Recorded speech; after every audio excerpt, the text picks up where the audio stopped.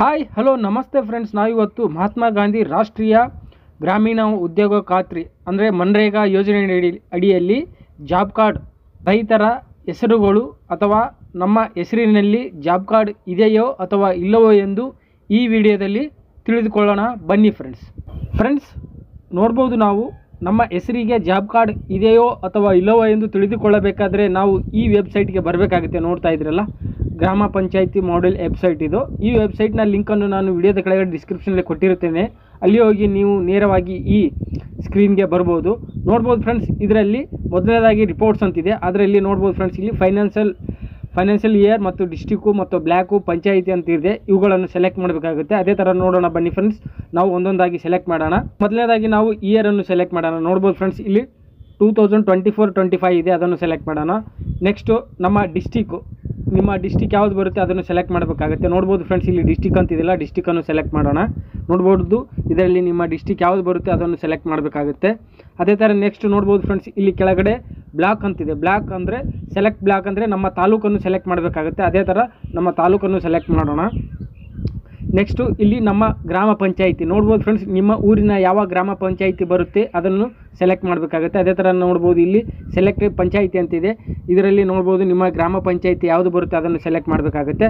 Select ಮಾಡಿದ ಮೇಲೆ ನೋಡ್ಬೋದು ಫ್ರೆಂಡ್ಸ್, ಇಲ್ಲಿ ಕೆಳಗಡೆ ಪ್ರೊಸೀಡ್ ಅಂತಿದೆ ಫ್ರೆಂಡ್ಸ್, ಅದನ್ನು ಕೊಡಬೇಕಾಗುತ್ತೆ. ಓಕೆ ಫ್ರೆಂಡ್ಸ್, ನೋಡ್ಬೋದು ನಾವು ಪ್ರೊಸೀಡ್ ಅಂತ ಕೊಟ್ಟ ಮೇಲೆ ನಮಗೆ ನೆಕ್ಸ್ಟ್ ಸ್ಕ್ರೀನ್ ಬರುತ್ತೆ. ನೋಡ್ಬೋದು ಇದರಲ್ಲಿ ಜಾಬ್ ಕಾರ್ಡ್ ರಿಜಿಸ್ಟ್ರೇಷನ್ ಮತ್ತು ಡಿಮಾಂಡ್ ಅಲೋಕೇಶನ್ ಆ್ಯಂಡ್ ಈ ಥರ ಬರುತ್ತೆ, ಮತ್ತು ವರ್ಕ್ ಈ ಥರ ಎಲ್ಲ ಡೀಟೇಲ್ಸ್ ಬರುತ್ತೆ. ಅದರಲ್ಲಿ ನೋಡ್ಬೋದು friends, first one job card registration ಅಂತಿದೆಯಲ್ಲ ಫ್ರೆಂಡ್ಸ್, ಅದರಲ್ಲಿ 4ನೇ options job card employment registration ಅಂತಿದೆ ಫ್ರೆಂಡ್ಸ್. ನೋಡ್ಬೋದು 4ನೇ options job card employment registration ಅಂತಿದೆಯಲ್ಲ, ಅದನ್ನು ಸೆಲೆಕ್ಟ್ ಮಾಡಬೇಕಾಗುತ್ತೆ. ಸೆಲೆಕ್ಟ್ ಮಾಡಿದ ಮೇಲೆ ನೋಡ್ಬೋದು ಫ್ರೆಂಡ್ಸ್, ಮುಂದೆ ನೋಡ್ಬೋದು ಫ್ರೆಂಡ್ಸ್, ಇದರಲ್ಲಿ ಮುಂದೆ ನಮ್ಮ ಗ್ರಾಮ ಪಂಚಾಯಿತಿಯಲ್ಲಿ ಎಷ್ಟು ಜನರ ಜಾಬ್ ಕಾರ್ಡ್ ಇದೆ ಎನ್ನುವುದರ ಡೀಟೇಲ್ಸ್ ಬರುತ್ತೆ. ನೋಡ್ಬೋದು ಫ್ರೆಂಡ್ಸ್, ಇಲ್ಲಿ ನಮ್ಮ ಗ್ರಾಮ ಪಂಚಾಯಿತಿಯಲ್ಲಿ ಎಷ್ಟು ಜನರ ಜಾಬ್ ಕಾರ್ಡ್ಸ್ ಸಂಖ್ಯೆಗಳಿದೆ ಎನ್ನುವುದರ ಗೊತ್ತಾಗುತ್ತೆ. ಅದೇ ಥರ ನೋಡ್ಬೋದು ಫ್ರೆಂಡ್ಸ್, ಇಲ್ಲಿ ನಮ್ಮ ಜಾಬ್ ಕಾರ್ಡ್ ನಂಬರ್ ಕೂಡ ಸಿಗುತ್ತೆ. ನೋಡ್ಬೋದು ಫ್ರೆಂಡ್ಸ್, ಇಲ್ಲಿ ನಮ್ಮ ಜಾಬ್ ಕಾರ್ಡ್ ನಂಬರ್ ಮತ್ತು ಜಾಬ್ ಕಾರ್ಡ್ ಮುಂದೆ ನಮ್ಮ ಹೆಸರು ಬರುತ್ತೆ. ನೋಡ್ಬೋದು ಫ್ರೆಂಡ್ಸ್, ಇದೇ ಥರ ನೀವು ಕೂಡ ನಿಮ್ಮ ಹೆಸರಿಗೆ ಜಾಬ್ ಕಾರ್ಡ್ ಇದೆಯೋ ಅಥವಾ ಇಲ್ಲವೋ ಎಂದು ತಿಳಿದುಕೊಳ್ಳಬಹುದು. ಮತ್ತಷ್ಟು ಹೆಚ್ಚಿನ ಮಾಹಿತಿ ಪಡಿಬೇಕಾದರೆ ನೋಡ್ಬೋದು ಫ್ರೆಂಡ್ಸ್, ಇದರಲ್ಲಿ ನಮ್ಮ ಜಾಬ್ ಕಾರ್ಡ್ ನಂಬರ್ ಇದೆಯಲ್ಲ ಫ್ರೆಂಡ್ಸ್, ಅದರಲ್ಲಿ ಜಾಬ್ ಕಾರ್ಡನ್ನು ಸೆಲೆಕ್ಟ್ ಮಾಡಬೇಕಾಗುತ್ತೆ. ನೋಡ್ಬೋದು, ನಾವು ಜಾಬ್ ಕಾರ್ಡನ್ನು ಸೆಲೆಕ್ಟ್ ಮಾಡೋಣ.